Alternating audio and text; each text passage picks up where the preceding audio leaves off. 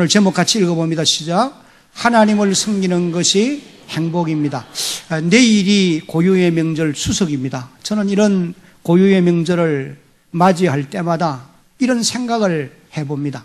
우리가 예수를 믿어서 하나님의 자녀가 되어지고 또 하나님을 섬기며 산다고 하는 이것이 얼마나 복된 일인가. 하나님을 섬겨 사는 것이 참으로 복된 일이다. 그런 생각을 해보게 되는 것입니다.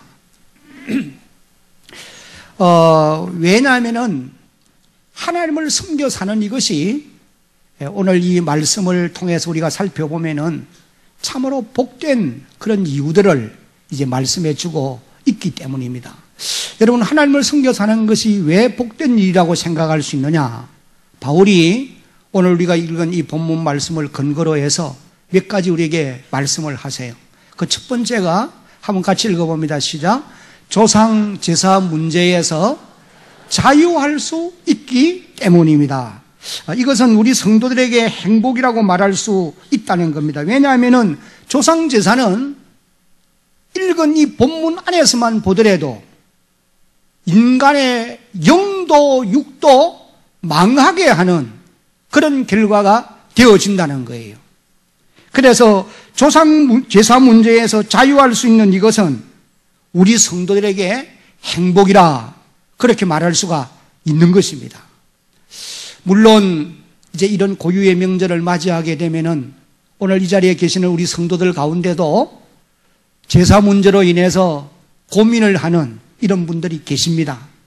왜냐하면은 이제 예수를 믿어서 교회 출석은 하고 있지만은 아직도 믿음 위에 굳게 서 있지 못하고 또 한 걸음 나아가서는 우리 가족들 가운데, 여러분의 가족들 가운데 믿지 않은 사람들이 많고 신앙생활을 혼자 하는 이런 분들은 제사 문제로 인해서 어려움을 당할 수밖에 없는 것이 오늘 현실이에요. 저도 우리 가문에서 예수를 처음 믿었어요. 그러니까 이런 명절이나 제삿날을 이제 맞이하게 되면은 고민했던 그런 기억이 생각납니다. 어떻게 하면 피할 수 있을까? 이제 이런 고민을 하는 거예요. 이런 현상은 어디를 가도 복음이 처음으로 전파되어지는 곳에는 그곳에 이미 정착해서 뿌리를 내리고 있는 종교나 혹은 풍속으로 인해서 어려움을 당케 되어 있다라고 하는 것을 우리가 이제 깨달을 수 있게 되어지는 것입니다. 우리 한국 초대 교회사를 보아도 복음이 이 땅에 처음으로 전파될 때에 가장 복음의 장애 요소가 되는 것이 조상 제사 문제였다라고 하는 것을 보게 됩니다. 그래서 많은 사람들이 이 제사 문제로 인해서 순교의 제물이 되었던 이런 기록들을 우리가 볼 수도 있다는 거예요. 그러나 이제는 세월이 많이 지나서 기독교가 이 땅에 뿌리를 내려감으로 인해서 그런 무서운 박해는 없다 하더라도 그래도 오늘도 여전히 예수를 믿기 시작하면서부터는 이런 제사 문제로 인해서 어려움을 당할 수가 있다라고 하는 것을 우리가 알게 되는 것입니다. 그러므로 지금 여러분들 가운데 조상 제사 문제로 인해서 고민을 하고 계시는 분들, 어려움을 담고 계시는 분들이 있다고 하면은 이것은 과정을 지나가야 될, 과정을 통과해야 될, 지금 그 과정을 지나가고 있다. 이 생각을 가지고 인내로서 극복하고 인내로서 극복해 가는, 믿음으로 극복해 가는 그런 여러분들이 계셔야 할 것입니다. 왜냐하면은 이런 고비를 넘지 않은 사람은 아무도 없어요.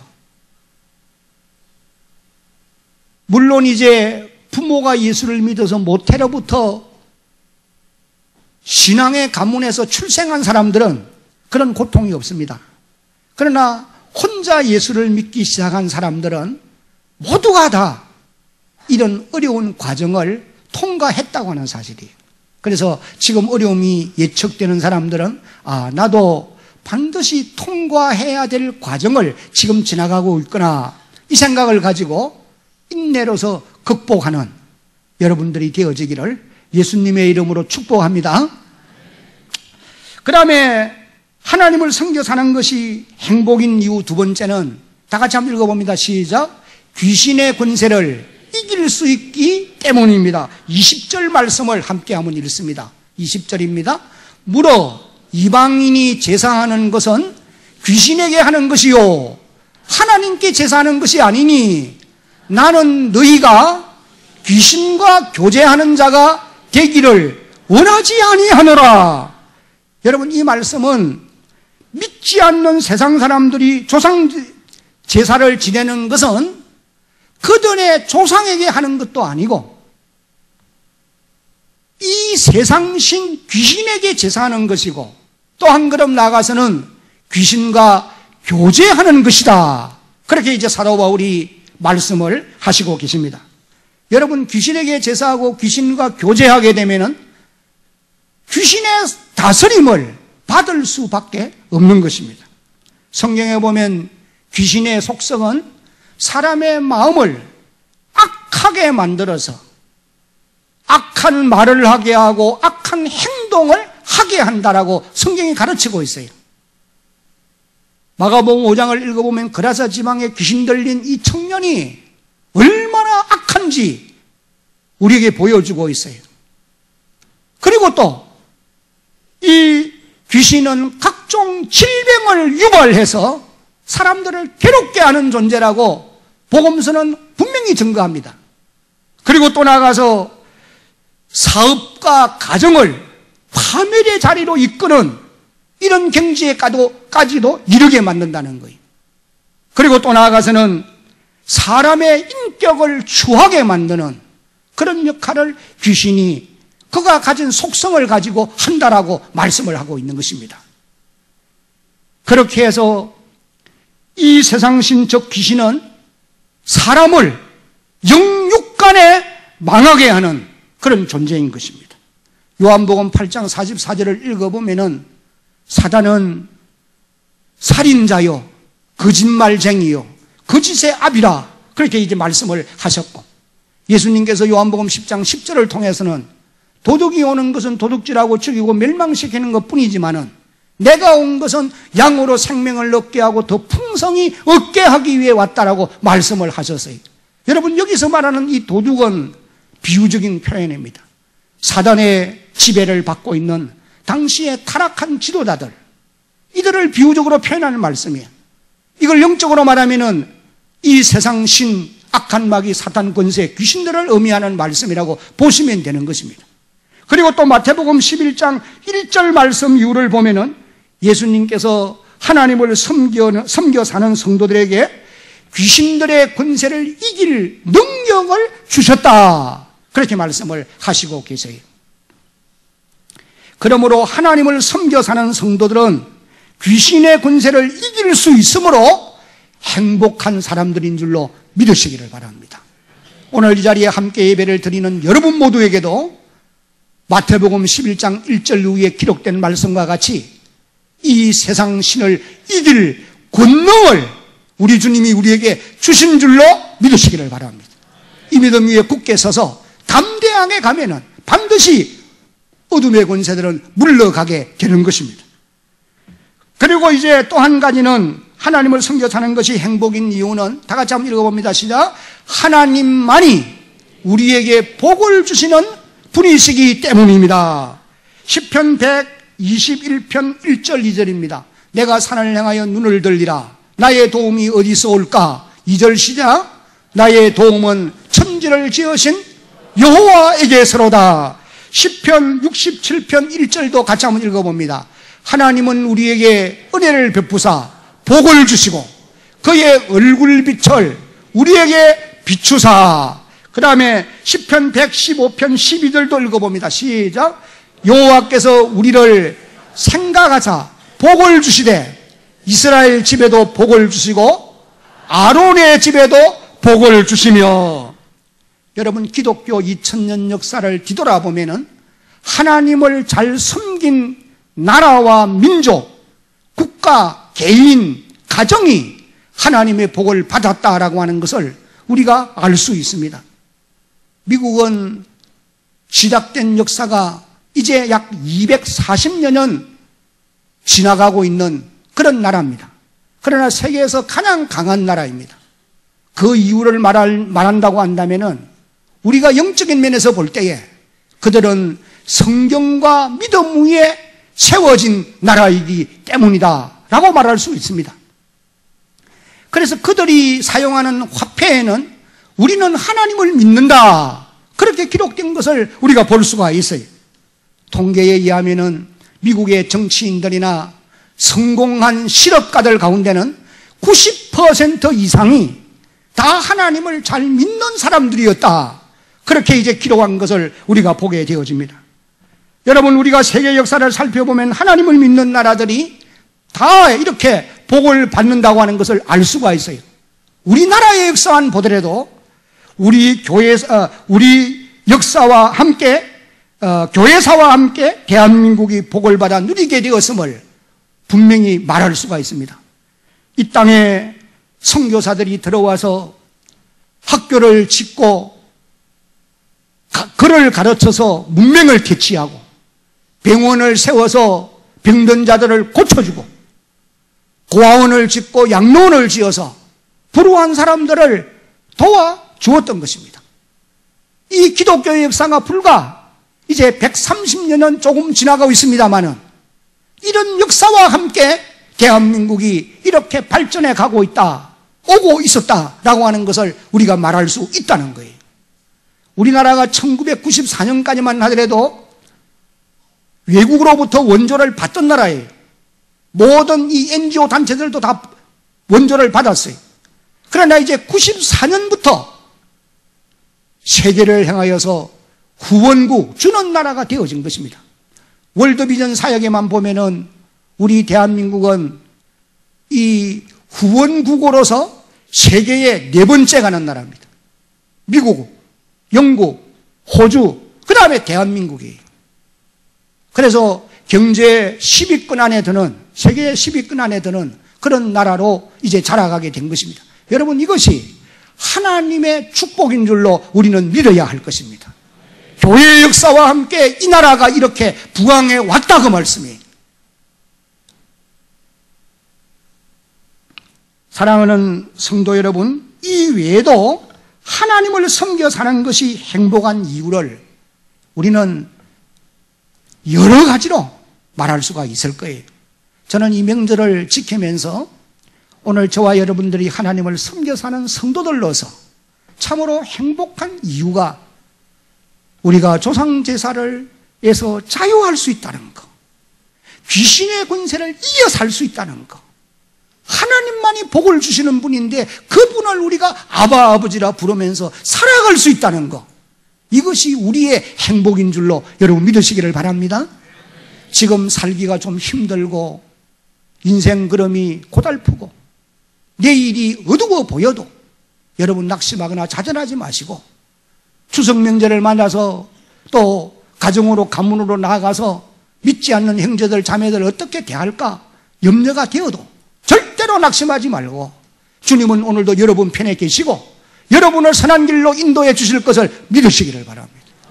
그분은 우리 눈에 안 보여도 분명히 여러분과 함께 동행하시고 우리 가운데 역사하고 계시고 우리에게 지혜를 주셔서 할 말을 가르쳐 주시는 분인 줄로 믿으시기를 바랍니다.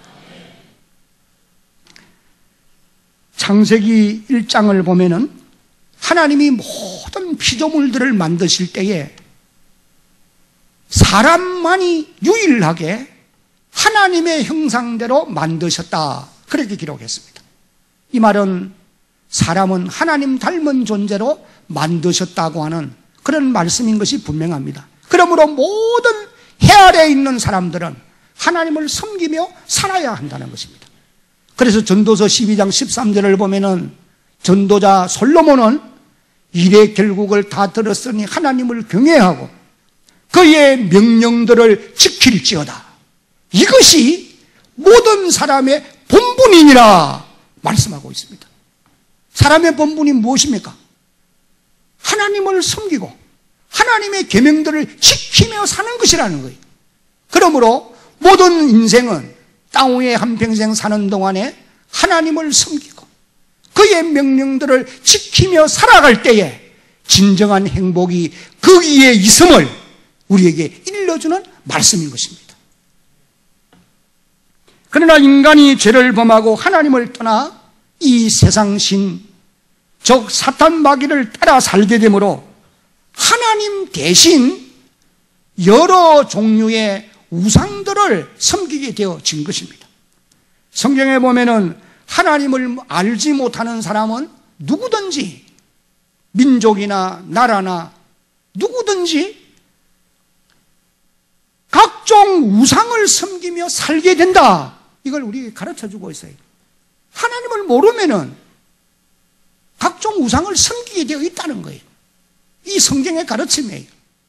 여러분, 구약 성경을 보면은 저 이스라엘 땅에는, 옛날 팔스틴 땅에는 7 이방 민족이 살고 있었는데 그 땅에는 바알 신을 섬기는 사람들로 가득 차 있었던 것을 우리가 알 수 있습니다. 그리고 그 외에 이웃 나라들 가운데 암몬과 모압 같은 나라는 몰렉 신을 섬겨요. 이 몰렉 신은 자녀를 불살라서 제사 드리는 그런 신을 말하는 것입니다. 그런 신을 섬기는 자들도 있었다는 거예요. 신약시대에 와서도 마찬가지입니다. 우리가 복음서를 읽어보고 사도행전을 읽어보면은 사도 바울이 가는 곳마다 복음을 전하기 위해서 갔을 때에 복음에 장애되는 요소들이 그곳에 이미 뿌리를 내리고 있었던 것을 볼 수가 있어요. 사도행전 19장을 읽어보면 23절 이후에 에베소에 갔을 때는 아데미 여신을 섬기는 자들로 인해서 많은 어려움을 당했던 이런 기록을 우리가 보게 되어지는 것입니다. 오늘 우리가 읽은 이 고린도전서 10장 14절로 22절까지를 읽었는데 이 말씀 안에서도 보면은 고린도 교회 안에 우상 섬기는 문제가 심각했다라고 하는 것을 깨달을 수가 있는 것입니다.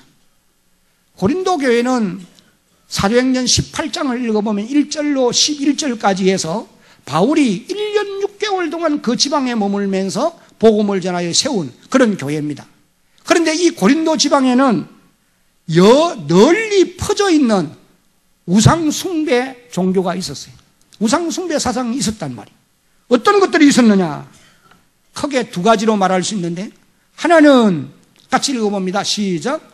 우리나라 무속신앙과 비슷한 정령숭배가 있었습니다. 이 정령숭배라고 하는 것은 악령이 모든 피조물, 다시 말하면은 우물이나 또 숲이나 바위나 또 연못이나 바다나 뭐 하여간 이 다양한 피조물에 악령이 그곳에 붙어 있다는 거예요. 그래서 그 악령들을 위로하고 그 악령의 도움을 받기 위해서 그 앞에 제물을 차려놓고 제사를 지내는 것, 이런 행위를 일컬어서 정령숭배라 그렇게 표현하는 것입니다. 여러분, 우리나라에서 이런 모습을 많이 볼 수 있잖아요. 이것이 다 우상숭배에 해당되는 것들이라는 거예요. 사람은 누구나 태어나면서부터 종교성을 가지고 있기 때문에 하나님을 알지 못하면은 고린도 지방의 사람들처럼 이런 정령숭배, 우상숭배를 하게 되어 있는 것입니다. 그리고 또 고린도 지방에는 두 번째는 신전 제사가 있었던 거예요. 고린도 지방의 사람들 대부분은 아클로폴리스 언덕에 세워져 있는 신전에서 제우스 신에게 제사를 지내는 사람들이라고 보면 됩니다. 그 당시에 이 신전에서 제사를 집례하는 여사제들이 약 1000여 명의 사제들이 있었다라고 그렇게 증거합니다. 근데 그 사제들이 밤이 되면은 바깥으로 나가서 창녀로 변신하는 거예요. 그래서 고린도 도성은 타락한 도성이고 음란한 도성이었다. 그렇게 이제 증거하고 있는 것입니다. 그런데 심각한 문제가 무엇이냐면은 고린도 교회 성도들이 신앙생활을 하면서도 교회 안에 들어오고 나가면서도 세상 사람들이 행하는 각종 제사에 참여하고 그리고 또 그 재물을 아무런 거리낌이 없이 먹고 마심으로 교회에 덕을 세우지 못하는 일이었던 것입니다. 그래서 사도 바울이 이 사실을 알고는 오늘 우리가 읽은 14절 말씀을 보면은 그런즉 내 사랑하는 자들아 우상 숭배하는 일을 어떻게 하라? 피하라. 아주 강하게 명령하고 있는 것을 우리가 보게 되어집니다. 여러분, 우상 숭배가 무엇일까요? 한번 같이 읽어봅니다. 하나님이 시작. 하나님이 아닌 비인격인 물체나 혹은 귀신에게 재물을 차려놓고 절하는 행위를 말합니다. 이걸 제사행위라 그렇게 말할 수 있죠. 이것이 이제 우상숭배라는 거예요. 그리고 이런 면에서 보면은 우리나라 안에는 이런 우상숭배하는 곳이 너무도 많이 있는 것을 깨달을 수가 있게 되어지는 것입니다. 그리고 여기 이제 우상숭배하는 일을 피하라 그랬는데 이 피하라는 말이 멀리 떠나라는 말이에요. 한번 따라합시다. 멀리 떠나라. 그러니까 죄를 이기는 가장 중요한 비결은 그 범죄하는 자리에서 떠나는 거예요. 옮기는 거예요. 다른 곳으로 떠나는 거예요. 그래서 바울이 우상숭배하는 자들과 함께 머물지 말고 그들에게서 떠나라. 이것을 이제 말씀을 하고 있는 것입니다. 그러면 여러분, 왜 우리 성도들이 우상숭배하는 일을 피해야 하느냐? 우상숭배하는 자들에게서 떠나야 되느냐? 바울은 오늘 본문을 통해서 몇 가지 우리에게 이렇게 말씀을 합니다. 그 첫 번째 이유는 같이 읽어봅니다. 시작. 성도는 축복의 상에 참여하는 자들이기 때문입니다. 여러분, 여기 15절로 19절까지를 보면은 성찬상에 대해서 사도 바울이 말씀을 합니다. 성찬상이 무엇이지요? 우리가 성례를 행할 때에 떡을 준비하고 포도즙을 준비해서 예수님의 살을 기념하고 예수님의 피를 기념하는 이 예식을 말하는 것입니다. 16절 말씀을 읽어보면은 주님이 우리에게 베푸신 성찬상을 축복의 상이라 바울이 그렇게 말씀을 하시고 계세요. 우리 한번 16절을 소리내서 한번 같이 읽어보겠습니다. 시작. 우리가 축복하는 바 축복의 잔은 그리스도의 피에 참여함이 아니며 우리가 떼는 떡은 그리스도의 몸에 참여함이 아니냐. 이 말씀은 성찬상에 참여하는 자들이 참으로 복된 자들이다, 그런 의미예요. 이 말씀을 조금 깊이 안 읽어보면 이해가 좀 잘 안 돼요. 성찬상에 참여하는 자들이 참으로 복이 있는 자들이다, 바로 그 말씀이에요. 그리고 오늘 저와 여러분들이 성찬상에 참여하는 사람들이기 때문에 오늘 이 말씀에 의하면 참으로 복이 있는 사람들인 줄로 여러분 믿으시기를 바랍니다.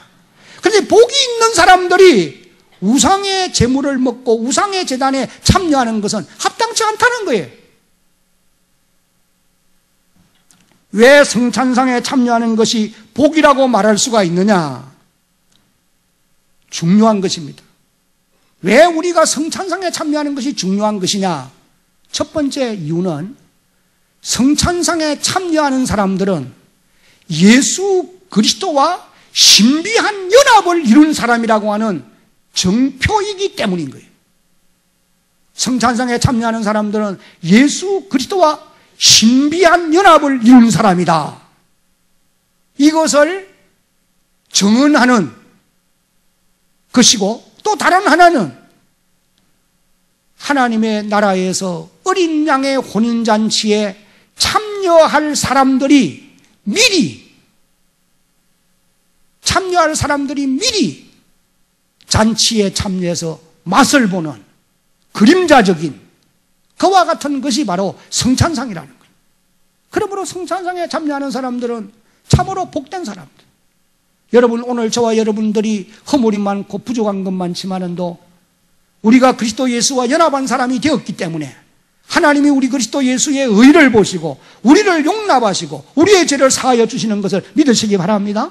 뿐만 아니라 우리를 하나님의 영광의 나라로 하나님이 우리가 그리스도와 연합한 사람이었기 때문에 영광의 자리로 인도해 드리시는 거예요. 그리고 또 한 가지는 어린 양의 혼인잔치는 이건 정말 영광스러운 잔치입니다. 마태복음 25장을 읽어보면은 착하고 충성된 종들에게 임금이 하신 말씀이 내 은인 양의 혼인잔치에 참여하라. 그렇게 선언하는 것을 우리가 볼 수가 있는 것입니다. 그러므로 축복의 상에 참여하는 성도들이 우상숭배하는 일을 당연히 피해야 하는 것이다. 바울이 이것을 우리에게 말씀합니다. 그 다음에 두 번째, 우상숭배는 귀신에게 제사하는 것이기 때문에 피해야 된다는 거예요. 조금 전에 읽은 20절 말씀을 다시 한번 보면은 대저 이방인에 제사하는 것은 귀신에게 하는 것이요 하나님께 제사하는 것이 아니니 나는 너희가 귀신과 교제하는 자 되기를 원치 아니하노라. 성도는 귀신과 교제하는 사람이 되어서는 안 된다는 거예요. 왜냐하면 고린도후서 6장 16절로 18절에서 이렇게 말씀을 하시고 계십니다. 이 말씀을 한번 읽어봅니다. 하나님의 성전과 우상이 어찌 일치가 되리요? 우리는 살아계신 하나님의 성전이라.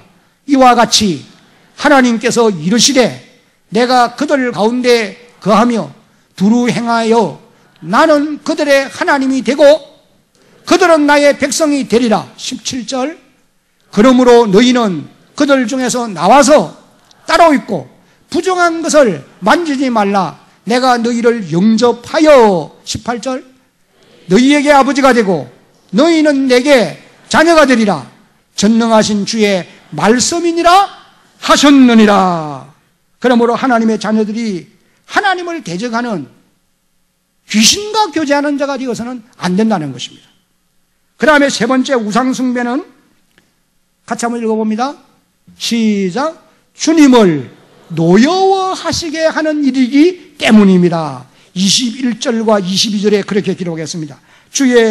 너희가 주의 잔과 귀신의 잔을 겸하여 마시지 못하고 주의 식탁과 귀신의 식탁에 겸하여 참여치 못하리라. 22절. 그러면 우리가 주를 노여워하시게 하겠느냐? 우리가 주보다 강한 자냐? 여기 노여워하시게 하겠느냐? 이 말은, 노여워한다는 말은 시기한다는 말이고 질투한다는 말이에요. 신명기 5장 8절에서 10절을 보면은 너는 자기를 위하여 새긴 우상을 만들지 말고 위로 하늘에 있는 것이나 아래로 땅에 있는 것이나 땅 밑 물속에 있는 것에 어떤 행상도 만들지 말며 9절에 그것들에게 절하지 말며 그것들을 섬기지 말라. 나 네 하나님 여호와는 뭐하는 하나님인저? 여기서 말하는 이 질투하는 하나님이란 말이 아주 무서운 표현입니다. 질투하는 하나님인저. 그러니 우상숭배하는 자들에게 너무 무서운 말씀이에요. 그러나 하나님을 사랑하는 자들에게는 너무나 축복된 말씀이에요. 그러한 말씀 봅니다. 나를 미워하는 자의 죄를 갚되 아버지로부터 아들에게로 3, 4대까지 이르게 하거니와 10절 같이 읽습니다. 시작. 나를 사랑하고 내 계명을 지키는 자들에게는 1000대까지 은혜를 베푸느니라. 아멘. 우상 숭배하는 일은 하나님을 노여워하게 하는 일이다. 그냥 하나님이 질투하리만큼 화나게 만드는 일이라는 거예요. 하나님이 참으로 싫어하는 일이 성경에 많이 기록되어 나오는데 가장 먼저가 우상 숭배예요. 그 다음에는 동성애입니다. 그 다음에 교만이에요. 하나님이 싫어하는 거예요.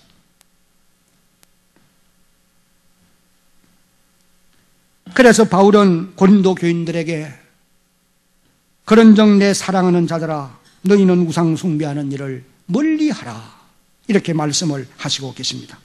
사랑하는 성도 여러분, 오늘 우리 앞에 놓인 조상제사 문제도 우상 숭배와 같은 것이기 때문에 피해야 하는 것입니다. 그런데 어떤 사람들은 이렇게 말합니다. 조상제사는 우상 숭배가 아니고 단지 부모 공경 차원에서 할 수 있는 것이다. 그래서 이것은 종교 행위가 아니다. 그런 말을 합니다. 그러나 그것은 분명히 성경적이 아닙니다. 잘못된 것입니다. 그러면은 조상제사가 잘못된 이유가 무엇이냐? 몇 가지 이제 말씀을 드리려고 합니다. 조상제사가 잘못된 이유는 먼저 조상제사의 역사적 유래를 여러분들이 상식적으로 알고 있는 것이 좋아요. 우리가 아는 대로 이것은 유교 공자에 의해서 시작된 것이다. 그렇게 보시면 되는 것입니다. 유교의 가르침의 가장 핵심은 부모에게 효도하는 것입니다. 이것이 윤리와 도덕의 원천이라고 표현했습니다. 그래서 효도는 언제 해야 되느냐? 생존시, 별세시, 그리고 사후에 이렇게 말합니다. 이 별세시, 그래서 장례를 치를 때에 유교식으로 하면은 참 복잡합니다. 우리가 다 경험해 본 일들 아니에요. 그러나 공자도 생존 시에 부모에게 효도의 내용을 가르치기는 했지만도 돌아가신 부모에 대해서는 구체적으로 어떻게 해야 된다고 말하지 않았다고 말을 합니다.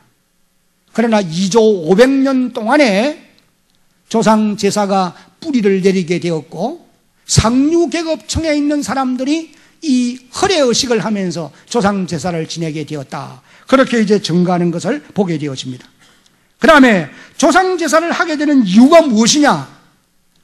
첫째는 인간 영혼이 불멸한다고 믿기 때문이에요. 그래서 믿지 않는 세상 사람들은 부모의 영혼이 이 우주 공간을 배회하다가 어떤 안식 처소에 가 있다가 제삿날이 되면은 돌아와서 자녀들의 공양을 받고 간다는 거예요. 이것이 세상 사람들이 가지고 있는 영혼 불멸에 대한 무속 신앙에 근거한 그런 바탕에서 가지고 있는 사상인 것입니다. 그래서 자기의 부모가 영혼이 제삿날이 되면은 명절이 되면은 제사상에 와서 먹고 간다는 거예요. 아마 진짜 먹고 가면은 좋은 거 안 해놓을 거야, 아마. 예. 다 먹고 가보면 안 되니까. 안 먹고 가니까 제사상에는 뭐 고기도 넣고, 그 옛날 어려울 때도 말이죠. 밥도 쌀밥 하시고. 그리고 또, 이런 그 인간 영혼의 불멸 사상 이런 것들이 16세기 유교학자 이율곡이 가장 강하게 주장을 했다고 그렇게 기록합니다. 그 다음에 두 번째는 복을 받기 위해서 제사를 지내는 것이다. 그래서 유교의 제사의 근본 정신은 필수 복이라 그렇게 말을 하고 있습니다. 복을 받기 위해 지낸다는 거예요. 그래서 믿지 않는 사람들이 생각하는 것은 살아계시는 늙은 부모는 자식들을 도울 힘이 없지만은 죽은 부모의 영혼은 자식들을 돌아볼 수 있다. 도와준다. 그런 의미로 복을 받기 위해서 제사를 지낸다는 거예요. 그러나 이것은 분명히 잘못된 것입니다. 그 다음에 또 제사를 지내는 이유가 남의 이목 때문에 또 혹은 해를 당할까봐 그리고 또 전해오는 풍속 때문에 특별한 의미도 없이 또 지내는 사람도 간혹 있다라고 그렇게 말하는 것을 봅니다. 여러분, 그러면은 조상 제사에 대한 성경적인 교훈은 어떤 것이 있느냐? 기독교의 효도는 성경에서 분명히 가르치는데 생존 시의 효성을 강조하고 있습니다. 사후에는 할 일이 없다는 거예요. 생존 시의 효도를 강조하지 사후에는 할 일이 없는 것입니다. 성경은 죽은 조상의 영혼이 제사의 대상이 될 수가 없고 하나님만이 제사의 대상이 될 수 있다라고 분명히 가르칩니다. 출애굽기 20장 이후를 읽어보면 그렇습니다. 그 다음에 죽은 자의 영혼이 배회한다는 것, 또 자손들의 공양을 받기 위해서 오고 간다고 하는 것은 이것은 잘못된 것입니다. 미신입니다.